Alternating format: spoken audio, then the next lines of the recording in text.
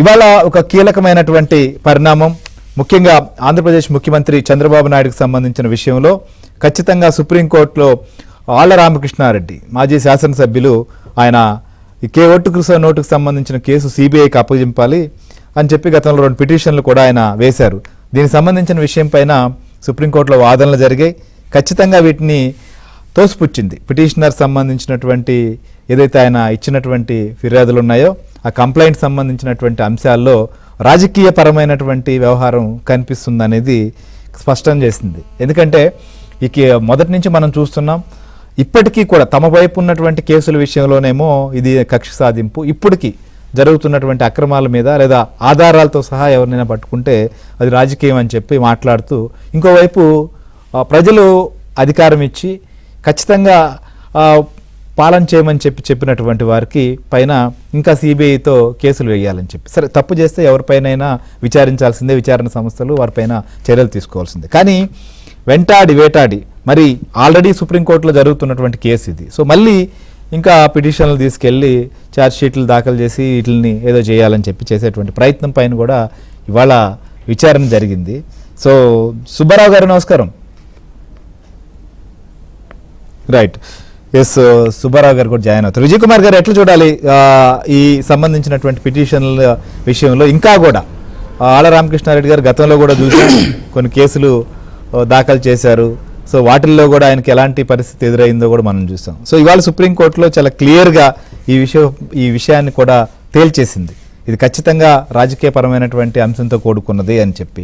So ఇంకా ఈ రకంగా ప్రజలు ఒక తీర్పు ఇచ్చిన తర్వాత కూడా పాలించమని చెప్పి ఒక అవకాశం ఇచ్చి పరిస్థితిని చక్కదిద్దామంటే ఈ రకంగా కేసులు వేస్తూ వారేమో కేసుల్లో ఉన్నటువంటి వాళ్ళ పనులు చూసుకునేందుకు విదేశాలకు వెళ్ళొచ్చు, ఎక్కడికైనా వెళ్ళొచ్చు అని చెప్పి ఒక పక్క కోరుతూనే ఇంకో పక్క సిబిఐ విచారణ జరపాలంట. ఏంటి సిబిఐ విచారణ జరపాలా ఇప్పుడు దానిపైన? సార్ 2014 నుంచి ఈ రాష్ట్రం నాశనం అయిపోవడానికి, అంటే కొంతవరకు నాశనం అయింది గ్యారంటీగా, నాశనం అయిపోవడానికి 1 to 10, 1 to 15 మనం కానీ చూస్తే ఆళ్ల రామకృష్ణారెడ్డి పేరు మాత్రం ఖచ్చితంగా ఏదో ఒక నెంబర్లో ఉంటుంది సార్. ఎందుకంటే కోర్టు పక్షులు అంటారన్నమాట. సో ఎట్లయితే జగన్మోహన్ రెడ్డి గారు 11 సంవత్సరాలు 12 సంవత్సరాలుగా ఏదో ఒక డిశ్చార్జ్ పిటిషను, ఆ పిటిషను, ఈ పిటిషను వేస్తూ కేసును జాప్యం పట్టిస్తున్నాడు, అదేవిధంగా ఏ విధంగానైనా అప్పటి తెలుగుదేశం ప్రభుత్వాన్ని ఇబ్బంది పెట్టాలని హైకోర్టులో, సుప్రీంకోర్టులో, గ్రీన్ ట్రిబ్యునల్లో ఎక్కడ లేదు. చివరికి వరల్డ్ బ్యాంకుకి ఇప్పుడు ఇవాళ వరల్డ్ బ్యాంక్ టీం వచ్చింది. ఇదేలాంటి టీము 2018లో కూడా వచ్చింది. దాదాపు 4000 కంప్లైంట్, 4000 కంప్లైంట్. వీళ్ళకు తోడు ఆ దరిద్రపు ఎన్జిఓలు 2 ఉన్నారు, దేవ సహాయం అని కరెక్ట్గా దరిద్రపు ఎన్జిఓలు. ఆమె మేధా పాట్కర్, ఆమె అసలు అదేది దాన్ని ఏమంటారు, గుజరాత్లో ఒక డ్యామ్ కట్టకూడదని చెప్పి అక్కడ చేసింది, ఇక్కడ వచ్చి అమరావతి కట్టకూడదని చేసింది. ఏం బాగుందంట? ఆ పాటగా హాయిగా ఉంది. ఆయన దేవ సహాయం అంటే ఎవరు? మాజీ ఐఏఎస్ ఆఫీసరు. ఆయనకు 4 కాగితాలు రాశాడు, ఆయన పాటకి ఆయన బాగున్నాడు. చచ్చింది ఎవరు? ఆంధ్రప్రదేశ్ ప్రజలు. వీళ్ళ ముష్టితత్వానికి, వీళ్ళ చేతకాంతానికి, వీళ్ళ క్రూరాతి మనస్తత్వానికి బాధ్యులైంది ఆంధ్రప్రదేశ్ ప్రజలు. అట్లా ఈ ఆళ్ల రామకృష్ణారెడ్డి గారితో పాటు చాలామంది ఉన్నారు. ఆ గ్రీన్ ట్రిబ్యునల్ ఒకటి దొరికింది పాపం వీళ్ళకి. వాళ్ళలో ఇష్టం ఏముందో కాగితం పడేస్తే పోతుంది. అట్లా అమరావతిని ఖండాలుగా నరికేశారు. అందుకే ప్రజలు ఎంత బాగా బుద్ధి చెప్పారంటే వీళ్ళకి ఇక లేవకూడదు అన్నట్టుగా కొట్టారు. సో సుప్రీంకోర్టు ఇవాళ 2014లో హైదరాబాదులో అప్పుడు జరిగిన కేసుని ఈయనకేం సంబంధం సార్? ఏ లోక స్టాండ్ ఉంది? That's what supreme court as question today. నువ్వు పిఏలు అంటే హూ ఆర్ యూ? నువ్వు అప్పటి నుంచి ఇప్పటిదాకా రాజకీయాల్లో ఉన్నావు, ఎమ్మెల్యేగా ఉన్నావు. అప్పటి ముఖ్యమంత్రికి, ఇప్పటి మాజీ ముఖ్యమంత్రికి చాలా దగ్గరైన వాడివి. నీకు ఏ లోక స్టాండ్ ఉందో చేసావు అంటే ఇన్ని రోజులు ఆ జడ్జిలు చూసి వదిలేశారు. ఇవాళ ఆ యొక్క బెంచ్ ఏదో కొద్దిగా బాగా చూసి who are you first of all, a local stand ఉందని నువ్వు వేసావని కేసు కొట్టేది పారేసింది. కానీ వీళ్ళకి సిగ్గు లేదు, మళ్ళీ వేస్తూనే ఉంటారు. ఎందుకంటే గత 10 సంవత్సరాల్లో ఏ టైప్లో ఎన్ని డిశ్చార్జ్ పిటిషన్లు అవి ఇవి వేసి కొన్ని సంవత్సరాల పాటు ఈ కేసు లాగలిగారో కోర్టు పక్షులు.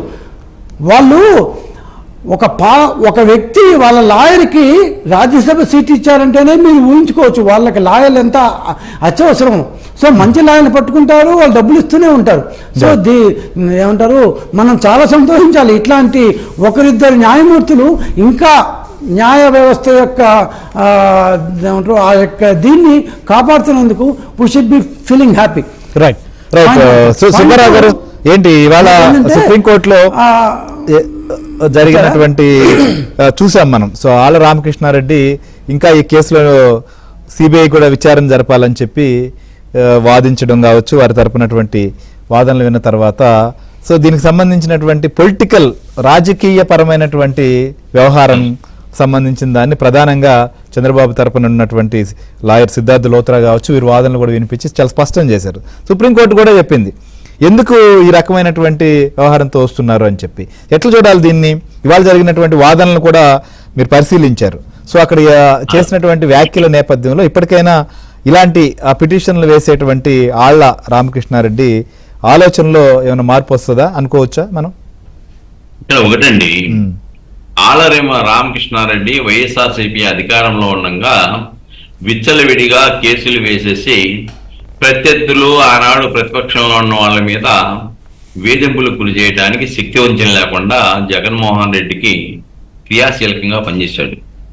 తర్వాత పాపం తట్టుకోలేక షర్మిలా గారి దగ్గరికి వెళ్ళిపోయి కాంగ్రెస్ పార్టీలో చేరారు, మళ్ళా తిరిగి వచ్చి వైఎస్ఆర్సీపీలో చేరారు, వేరే విషయం. ఇక్కడ సుప్రీంకోర్టులో వేసినటువంటి కేసు 2 కేసులు వేశారు. ఒకటి చంద్రబాబు నాయుడు గారిని ఓటుకు నేటి కేసులో ముద్దాయిగా పెట్టాలని, రెండోది సిబిఐ విచారణ జరపాలని. చాలా సుప్రీంకోర్టు ఈరోజు జస్టిస్ సుందరేష్, జస్టిస్ అరవింద్ కుమార్ గారి ధర్మాసనం చాలా స్పష్టంగా చెప్పింది, రాజకీయ కక్షలు తీర్చుకోవడానికి కోర్టులు వేదికగా వాడుకుంటున్నారని హెచ్చరించింది, కోర్టులతో ఆటలాడుకోవద్దని హెచ్చరించింది. కాబట్టి ఓటుకు నోటు కేసులో చంద్రబాబు నాయుడిని ముద్దాయిగా పెట్టే అవకాశాలే లేవు. ఇప్పటికే 2 కేసుల్లో కూడా ఛార్జ్ షీట్లు కూడా దాఖలు చేశారు ముద్దాయిల మీద అని చెప్పారు. కాబట్టి ఇక్కడ ఆళ్ల రామకృష్ణారెడ్డి వ్యవహార శైలి మనం మొదటి నుంచి చూస్తూనే ఉన్నాం. కాబట్టి ఈ రోజు సుప్రీంకోర్టు చెప్పినటువంటి గుణపాఠం చంద్రబాబు నాయుడు గారికి పెద్ద ఊరటే కాకుండా ఆళ్ల రామకృష్ణారెడ్డికి ఒక గుణపాఠంగా చెప్పవలసి ఉంది. సుప్రీంకోర్టు వ్యాఖ్యానించడమే కాదు, అసలు ఇలాంటి తప్పుడు ఆలోచనలతో కేసుల్లో కోర్టుల యొక్క సమయాన్ని వృధా చేస్తున్నారు కాబట్టి మీకు ఇంత జరిమానా ఫైన్ వేస్తున్నామని చెప్పేసి నేసి ఉండాల్సింది. కాబట్టి ఇక్కడ చాలా స్పష్టం, ఎలాంటి అంశాలు చంద్రబాబు నాయుడు గారిని ముద్దాయిగా చేర్చడానికి దీంట్లో కనిపించడం లేదు. ఆధారాలు లేకుండా మీరు గతంలో అనేక పర్యాయాలు, ఇప్పుడు ప్రతిపక్ష పార్టీ, ఆనాడు అధికార పార్టీలో మీరు ఎమ్మెల్యేగా ఉన్నారు. ఈ విషయాన్ని కూడా లోద్రా గారు న్యాయస్థానం దృష్టికి తీసుకువెళ్ళాడు. ఇది రాజకీయ ప్రేరేపిత పిటిషన్ల తప్ప వాస్తవాలు కాదు, దీంట్లో స్వార్థం ఉంది, నిస్వార్థంగా వేసిన పిటిషన్ కాదు, ఇది రాజకీయ కక్ష కార్పణ్యాలతో వేసిన పిటిషన్ అని న్యాయస్థానం దృష్టికి తీసుకువెళ్ళడంలో లోద్రా సఫలీకృతమయ్యాడనే విషయాన్ని ఇక్కడ మనం గుర్తించాలండి. ఏదేమైనప్పుడు కూడాను న్యాయస్థానాలు క్రియాశీలంగా వ్యవహరిస్తా ఉన్నాయి. ఇంకా పాపం ఈ దెబ్బతో ఆళ్ల రామకృష్ణారెడ్డి కూడా తప్పబడిపోతాడు, ఇంకా మనం ఏమి చేయలేదని చెప్పేసి ఇప్పటికే రాజకీయంగా ఎక్కడున్నాడో ప్రజలకు తెలియదు. ఇంకా రేపటి నుంచి ఇంకా పిటిషన్ వేసే అవకాశం కూడా లేదు ఆయనకి. కాబట్టి ఇప్పుడు సుప్రీంకోర్టు ఆ విధంగా క్రియాశీలకంగా వ్యవహరించడం వల్ల వైఎస్ఆర్సీపీకి పెద్ద పెట్టిన ఒక గుణపాఠం, ఒక చెంప దెబ్బ కొట్టినట్టుగా అయింది ఇది. కాబట్టి ఏదేమైనప్పుడు కూడాను ఇప్పటి వరకు వైఎస్ఆర్సీపీ అధికారంగా ఆడిన నాటకాలకి కాలం చెల్లిపోయింది. న్యాయ వ్యవస్థ కూడా క్రియాశీలకంగా పనిచేస్తా ఉంది. కాబట్టి వీళ్ళు తప్పుడు ఒడతూపులకి విచారణ సంస్థలను చేతుల్లో పెట్టుకొని ప్రతిపక్ష పార్టీల మీద కేసులు పెట్టడానికో, ప్రతీకారం తీర్చుకోవడానికో, లేకపోతే ఇష్టానుసారంగా వాళ్ళని క్రియాశీల కార్యకర్తల్లాగా విచారణ సంస్థలను వాడుకోవడానికో అవకాశం లేదు. కాబట్టి ఇంకా ఈ తీర్పు వచ్చిన తర్వాత గమ్మునంగా వైఎస్ఆర్సీపీ నాయకులు ఉంటారనేది ఇది ఒక ప్రాథమికమైనటువంటి అంశంగా మనం గమనించాలండి. Right. Justice MM Sundaresh, justice Aravind Kumar తో కూడినటువంటి ధర్మాసనం పిటిషన్లు కూడా కొట్టేసింది రజనీ గారు. సో ఒకవైపు ఏమో చర్యలు తీసుకోవాలని చెప్పి ఇంకా వైట్ పేపర్స్ కాదని చెప్పి మీలాంటి వారు అంటుంటే ఉల్టాగా వీళ్ళే చర్యలు తీసుకోవాలని చెప్పి సుప్రీంకోర్టుకు వెళ్తారు. కోర్టులో కూడా ఈరోజు జరిగింది కూడా చూసాం. సో ఇట్లాంటి పిటిషన్లు వేయడాన్ని తీసుకెళ్ళడాన్ని ఎట్లా చూస్తారు? సార్ మనమేమో నిలబడి నీళ్లు తాగుదాం అనుకుంటున్నాం, పక్కనోడేమో పరిగెట్టి పాలు దానికి పరిగెడుతున్నాడు. సో ఎంత దూరం వెళ్ళి పరిగెట్టి పాలు తాగాలన్నా ఒక చుక్క నోట్లోకి వెళ్తుందో లేదో తెలియదు కానీ ఆళ్ల రామకృష్ణారెడ్డి గారి పిటిషన్ కొట్టివేయడం అలాగే చూడొచ్చండి. ఎవరి ఆళ్ల రామకృష్ణారెడ్డి? గతంలో మీకు తెలుసు ఆ పార్టీలోంచి వైదొలిగిపోతున్నానన్నారు. సరే మీ తెనాలి మా తెనాలి అన్నట్టుగా మళ్ళీ రెడ్డి గారు వెనక్కి తీసుకొచ్చారు. ఇవన్నీ మనకు తెలుసు. మంగళగిరి పార్టీ కార్యాలయం ధ్వంసంలో కీలక పాత్ర ఉన్నాడు. అక్కడ మంగళగిరి పోలీసులు అందరినీ క్రమబద్ధీకరించారు. సో ఎవరు మన మీద నింద వేస్తున్నారంటే వారికి ఉండే అధికారం ఏంటి అంటే ఆ రోజు ప్రభుత్వంలో ఉండడమే కాదండి, పార్టీ ఆఫీస్ ధ్వంసం చేయాలనుకున్నారు, కుట్రకోణంగా చంపాలనుకున్నారు. ఇవన్నీ కూడా ఉన్న వ్యక్తి ఈ రోజు చంద్రబాబు గారి నీతి నిజాయితీలని ఆయన 75 ఏళ్ల వయసులో మరి 4వసారి ముఖ్యమంత్రి అయినప్పుడు ఆయన్ని ప్రశ్నించే స్థాయి వీళ్ళ మాటలు. సార్ A37 గా చిత్రీకరించడం గొప్ప కాదు సార్. అది ఆయన ముఖ్యమంత్రి అవగానే చేసి ఉండాలి, చేయలేదే. ఎలక్షన్ కి ముందు కుట్రకోణంతో, రాజకీయ కుట్రకోణంతో ఆయన బయటకు తిరగకూడదు, లేకపోతే వాళ్ళల్లో ఆ పార్టీ నాయకుల్లో ధైర్యం రాకూడదు అంటూ కుట్రకోణంగా జరిగిన అరెస్టు అనడానికి అది నిలువెత్తు నిదర్శనం సార్. అంటే మీకు దొరకుండొచ్చు ఒకవేళ స్కిల్ డెవలప్మెంట్ లో A37 లో వెంటనే ఇన్నర్ రింగ్ రోడ్ అలైన్మెంట్ ఎలా గుర్తుకొచ్చింది సార్, ఫైబర్ గ్రిడ్ కి ఎలా కేసు గుర్తుకొచ్చింది సార్, అసలు పీటీ వారెంట్లు ఇచ్చారు సార్, ఒక కోర్టులో ఒక కేసులో బెయిల్ వచ్చింది సార్, మళ్ళీ వెంటనే బెయిల్ మీద బయటకు వచ్చేటానికి ఇన్నర్ రింగ్ రోడ్ గుర్తు వచ్చేసిందట, దాంట్లో క్విట్ ప్రోకో జరిగేసిందట.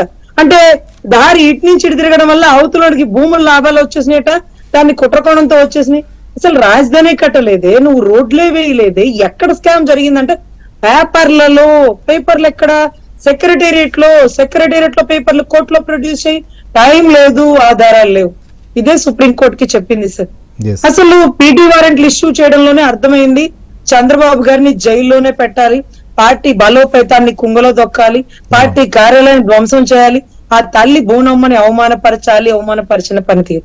సో వీటన్నిటికీ కూడా ఆయన బుద్ధి చెప్పకపోవచ్చు సార్, ఆయన రాముడు మంచి బాలుడు టైప్ అయి ఉండొచ్చు, కానీ ప్రజలు తల్లి బోనమ్మకి జరిగిన అవమానానికి, నీ జీవితానికి, నీ బతుకి నువ్వు అమరావతిలో అడుగు పెట్టడానికి కూడా సరిపడదు, ఇది దేవతల రాజధాని అంటూ ఆడుదాం ఆంధ్ర అన్నాడు, ఆడుకున్నాడు ఆంధ్రాని.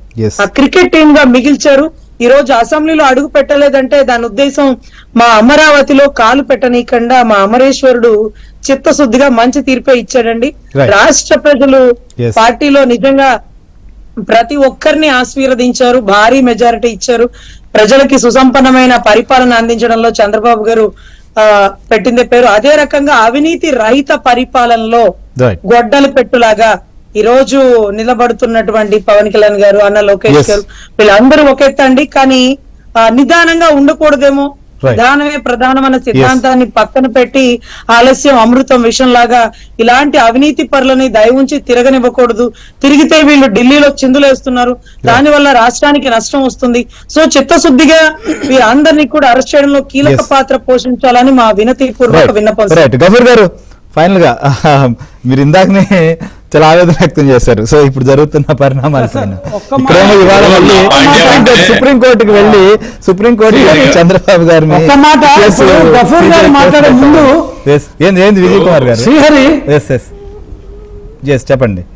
శ్రీహరి ఒక్కసారి నాకు ఒకే నిమిషం, రజనీ గారు కానీ గఫూర్ గాని అన్ని ఒక్క క్షణం సార్, ఒకే క్షణం. రజనీ గారు కానీ గఫూర్ గారు కానీ వాళ్ళ ఆవేదన మేమేమీ అసలు తక్కువ చేయట్లేదు, వాళ్ళు తప్పని చెప్పట్లేదు. కానీ ఇది కేవలం 69వ రోజు, గవర్నమెంట్ వచ్చి 69th డే ఇవాళ. సో ఈ వాళ్ళకి వెంకటరెడ్డి, వాసుదేవరెడ్డి, మధుసూదన్ రెడ్డి ఏపీఎండిసి, ఎవరైతే మంద్ అన్నావో, ఎవరైతే మైన్స్ అన్నావో, ఎవరైతే శాండ్ అన్నావో, ఎవరైతే ఫైబర్ నెట్ అన్నావో, ముగ్గురిని సస్పెండ్ చేయడం జరిగింది. ఇప్పుడు వాళ్ళు అవినీతి చేశారని, దోచేశారని, బొక్కేశారని అందరికీ తెలుసు. కానీ ఏ వివరాలు లేకుండా కోర్టులో పెడితే బెయిల్ తీసుకొని వాళ్ళందరూ లాయర్లే, అక్కడ ఉండే వాళ్ళందరూ 2 రోజుల్లో వాళ్ళు బెయిల్ తీసుకొస్తారు. సో పకడ్బందీగా కేసు పెట్టాలి అన్న ఇదే తప్ప దీస్ ఓన్లీ 69th డే, 69వ రోజు మాత్రమే. అంటే ఇంకా 3 నెలలు కూడా కంప్లీట్ గా 100 రోజులు కూడా కంప్లీట్ వాళ్ళందరికీ ఇది ఇచ్చాం. ఖచ్చితంగా. సో దానికోసం అవుతుంది. కానీ ఇప్పుడు అరెస్ట్ అనేది ఇక కేవలం ఫార్మాలిటీనే. ఈ కనీసం అంటే ఈ ముగ్గురే కాదు, వీళ్ళతో కూడా ఉండే వాళ్ళందరూ ఎక్కడికి తప్పించుకోలేరు. వీళ్ళందరూ ఖచ్చితంగా రెడ్ బుక్ అని ఏ పేరు ఎందుకు పెట్టాడో ఆ అబ్బాయి ఆ రోజు లోకేష్, కానీ ఖచ్చితంగా దాన్ని ఫాలో చేస్తాం. దాంట్లో అందరి జాతకాలు ఉన్నాయి, ఫాలో అవుతుంది. కానీ మనకు అంటే అంత బాధ అనుభవించిన తర్వాత మనకి ఇన్స్టెంట్ జస్టిస్ కావాలి అనిపిస్తుంది. బట్ అది హ్యూమన్ దాన్ని లేకపోతే రజనీ గారు కూడా ఇన్స్టెంట్ కావాలని కొనేవాళ్ళు కాదు సార్. ఎందుకంటే వారు ఒక న్యాయవాదిగా, శాసనసభ్యులుగా పనిచేస్తుంది, ప్రజాజీవిగా ఉన్నారు.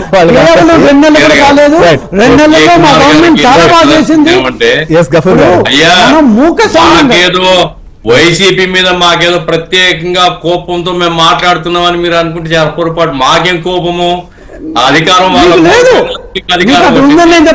ఇదే పద్ధతిలో ఉంటే మీరు అధికారం కోల్పోతారు, ఇంకోరు వస్తారు. పాయింట్ అది కాదు. పాయింట్ ఏమిటంటే ఇప్పుడు ఇతర డిపార్ట్మెంట్స్ నేనేం చెప్పట్లేదు సార్, చట్టాన్ని వక్రీకరించి అధికారంలో తెచ్చుకొని వివిధ శాఖలు అప్పజెప్పి మొత్తం కొల్లగొడుతుంటే 69 రోజులు సార్, 69 గంటలు చాలు ఇలా భాగవతం బయట పెట్టడానికి. అది వదిలేద్దాం. రెండవది ఏమంటే ఇప్పుడు ఆల రామకృష్ణారెడ్డి ఏమైంది, శుద్ధ పూసానండి. ఆల రామకృష్ణారెడ్డి ఇసుక దందా చేసి మొత్తం ఆ ప్రాంతంలో చాలా పెద్ద మాఫియా లాగా చేసినాడని చాలా ఆరోపణలు ఉన్నాయి. మీరు జోలికి పోరు. ఎందుకంటే ఎలక్షన్స్ లో మరి ఏమన్నా సంబంధాలు మరి కాంప్రమైజ్ అయినారా ఏమో నాకు తెలియదు. ఆల రామకృష్ణారెడ్డి సొంతంగా పోలండి సుప్రీంకోర్టుకు. ఇక్కడ సార్ మన ఆరోపణలో అంత అసంబద్ధంగా చేయకూడదు. No no no no that's wrong. Vijay Kumar అసంబద్ధమైన ఆరోపణ చేయకూడదు సార్, తప్పదు. లేదు, మీరు తప్పు చెప్తున్నారు. మీరు పెద్దవాళ్ళు, మీరు అసంబద్ధమైన ఆరోపణ చేస్తున్నారు, తప్పది. No no no no. ఆయనతో మాకేం సంబంధం సార్? ఆల రామకృష్ణతో మాకేం సంబంధం చెప్పండి. అంత ఉలిక్కిపోతే సంబంధం కదా అసలు. విజయ్ కుమార్ గారు వారి పాయింట్ ఏంటంటే ఆయన సుప్రీంకోర్టుకి వెళ్లి వాళ్ళ వేసే పరిస్థితి వస్తుంటే మీరు చాలా విమర్శలు ఆరోపణలు గతంలో చేశారు.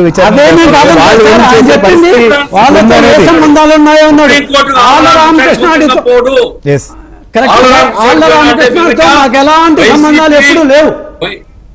అయ్యా విజయ్ కుమార్ గారు అంత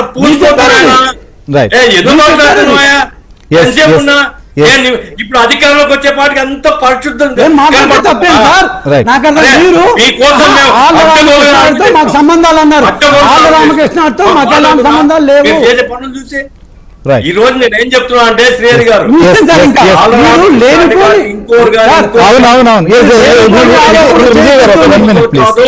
వీళ్ళందరూ కూడా అధికారాన్ని ఉపయోగించుకొని ప్రాంతాన్ని కొల్లగొట్టేవారు, ప్రజా సంపదను కొల్లగొట్టేవారు, ఇసుకను కొల్లగొట్టేవారు. ఇటువంటి వాళ్ళందరినీ కూడా కాదన్నారు సార్, అవసరం ఉంది. ఆ రకంగా చేయకపోతే మీరు 3 నెలలు చూడండి, 3 నెలల్లో మీరేం చేయకపోతే మిమ్మల్ని నడివీధి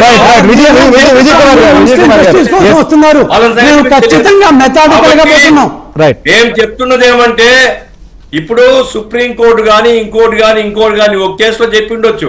మీరు గనుక యథాలాపంగా ఊరికి ఉంటే ప్రతి వాడు కూడా అడ్వాంటేజ్ గా తీసుకుంటారు. మీరు పకడ్బందీగా మీరు బిగించండి. ఆ రకంగా ప్రజాద్రోహుల్ని లేదా ప్రజాధనం కొల్లగొట్టే వాళ్ళని వదిలిపెట్టే మెసేజ్